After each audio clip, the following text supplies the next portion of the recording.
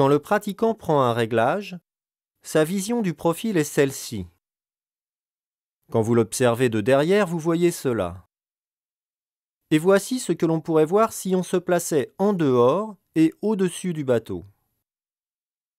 Pour chaque réglage, nous présenterons successivement les trois vues. Chaque type de gréement est différent, et les effets de vos actions sur celui-ci ne sont pas identiques. Mais pour comprendre les fondamentaux des réglages, il est néanmoins intéressant d'observer ce qui se passe sur ce dériveur au mât souple, équipé de haubans et de bas haubans permettant de le caler, avec une grand voile à fort rond de guindant et de chute, et des lattes forcées.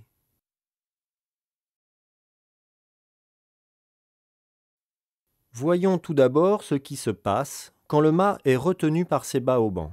En l'absence de tension, des plis horizontaux partant du mât sont visibles. Quand on prend du cunningham, le point d'amure descend et le tissu se déforme. Les plis horizontaux se résorbent, puis des plis verticaux de tension apparaissent le long du mât.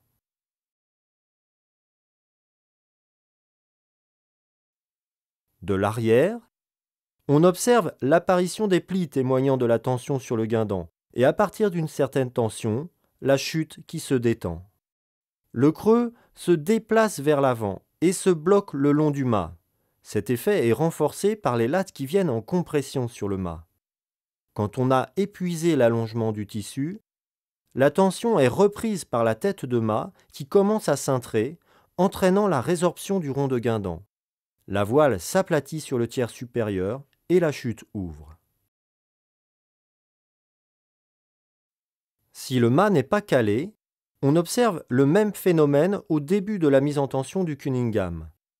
Mais quand la tension augmente dans le guindant, le mât, qui n'est pas retenu par les bas haubans, cintre sur toute sa hauteur de façon plus ou moins uniforme, et la résorption du rond de guindant s'opère sur une hauteur de guindant plus importante, renforçant la tendance à aplatir la voile et à ouvrir la chute.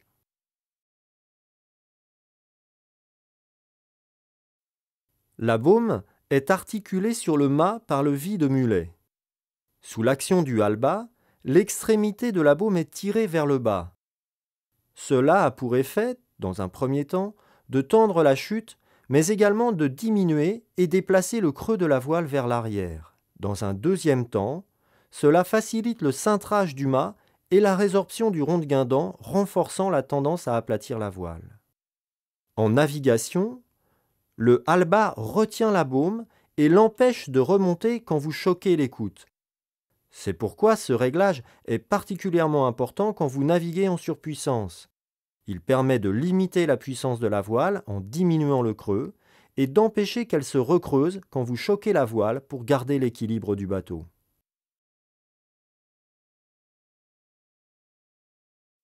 Bien sûr, en fonction des autres réglages, en particulier du calage de mât et du cunningham, les effets du halba pourront être sensiblement différents, notamment sur la tension de chute. Ici, la tension de chute au final est moins importante avec beaucoup de tension du cunningham. En effet, le mât étant déjà en compression du fait de l'action du cunningham, il cintrera plus facilement et libérera la chute. Sur un mât souple et peu calé, la tension du halba augmentant également la compression de la baume sur le vide-mulet renforcera la tendance du mât à cintrer dans sa partie basse.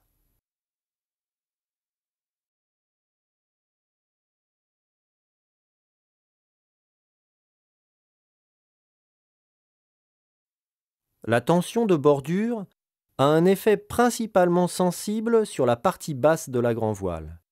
Elle permet de contrôler le volume dans cette partie souvent assez creuse et donc d'ajuster la puissance de la voile avec moins d'influence sur l'équilibre du bateau que si l'on jouait dans les mêmes proportions sur les volumes de la partie haute de la voile.